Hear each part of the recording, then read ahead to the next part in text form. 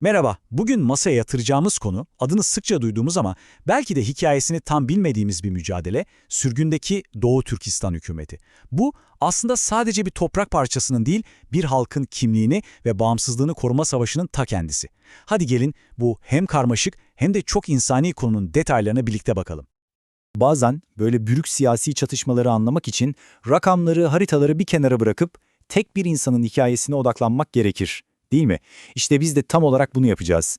Milyonlarca insandan sadece birinin ama sesi milyonları temsil eden birinin yaşadıklarıyla başlayacağız. Düşünsenize, bir annenin çocuklarına bırakabildiği tek miras bu sözler. Bu cümle var ya, sayfalarca raporun, saatlerce süren siyasi analizlerin anlatamadığını tek başına anlatıyor. Yaşanan trajedinin en saf, en çıplak hali bu.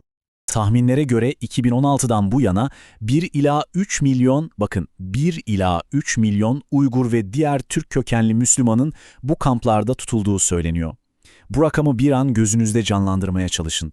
Birçok ülkenin, birçok büyük metropolün nüfusundan bahsediyoruz. Bu sistematik bir durumun işareti. Peki, kim bu insanlar ve bu topraklar neden bu kadar büyük bir çatışmanın tam ortasında? Şimdi, bireysel hikayelerden bir adım geri çıkalım ve bu mücadelenin köklerinin dayandığı topraklara, halka ve tarihe biraz daha yakından bakalım. Her şey aslında isimlerde gizli değil mi? Bakın, aynı toprak parçası için iki farklı isim var. Ve bu iki isim aslında tamamen farklı iki bakış açısını, iki ayrı anlatıyı temsil ediyor. Bir tarafta o topraklarda yaşayan halkın kendi yurduna verdiği isim, Doğu Türkistan. Anlamı da Doğu Türklerinin ülkesi. Diğer tarafta ise Çin yönetiminin 1955'te koyduğu resmi isim Sincan, yani yeni toprak ya da yeni sınır. Sadece bu iki kelime bile bölge üzerindeki aidiyet ve kontrol mücadelesini özetliyor aslında. Bu çatışma öyle dün başlamadı. Bu kısa zaman çizelgesi bile neredeyse bir asırlık bir mücadeleyi önümüze seriyor.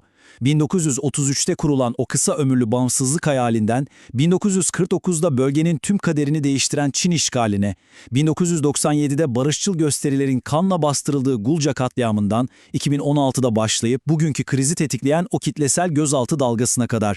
Gördüğünüz her tarih ya bir umudun ya da büyük bir trajedinin kilometre taşı.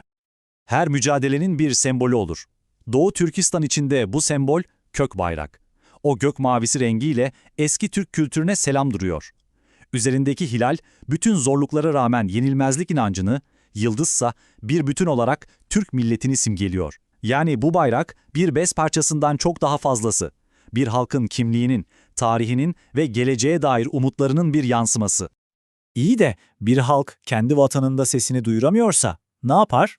İşte tam bu noktada uluslararası siyasette sıkça duyduğumuz ama belki de ne anlama geldiğini tam bilmediğimiz bir kavram devreye giriyor.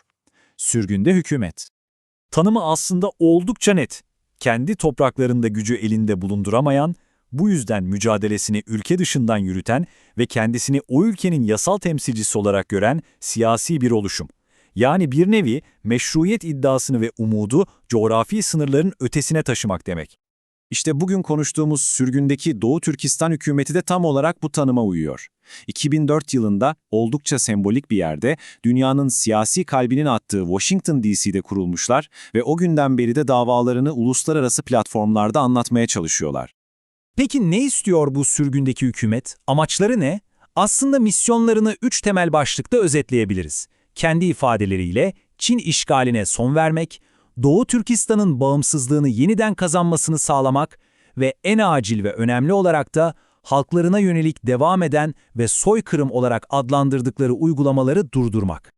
Tabii büyük hedefler koymak işin bir kısmı ama asıl mesele bu hedeflere ulaşmak için ne yaptığınız. Sürgündeki hükümet sesini dünyaya duyurmak için hangi yolları izliyor, stratejileri ne? Sürgündeki hükümetin başkanı Doktor Mamtimin Alan'ın bu sözü stratejilerini anlamak için önemli bir ipucu veriyor. Onlara göre bu mesele sadece bir insan hakları ihlali değil, aynı zamanda küresel ekonomiyi etkileyen bir motor. Yani köle emeği dedikleri şey, Pekin'in dünya piyasasında haksız rekabet etmesini sağlayan bir mekanizma. Stratejileri de 3 temel koldan ilerliyor. Birincisi, siyasi lobi. Yani Amerika, Kanada gibi ülkelerin kapısını çalıp, bakın burası işgal edilmiş bir ülke, bunu tanıyın diyorlar. İkincisi, kamuoyu oluşturma. Hashtag, soykırım oyunları gibi etiketlerle sosyal medyada kampanyalar düzenleyip doğrudan bize, yani dünya kamuoyuna sesleniyorlar. Üçüncüsü ve sonuncusu ise hukuk. Uluslararası mahkemelerde Çinli yetkililere karşı davalar açılması için uğraşıyorlar. Yani mücadeleleri hem siyasi, hem toplumsal, hem de hukuki bir zeminde yürüyor. İyi de tüm bunların bizimle, yani dünyanın dört bir yanındaki tüketicilerle ne alakası var? İşte şimdi konu doğrudan size, bana, hepimize bağlanıyor. Bu bağlantı tahmin ettiğinizden çok daha somut. İşte hikaye tam burada küreselleşiyor.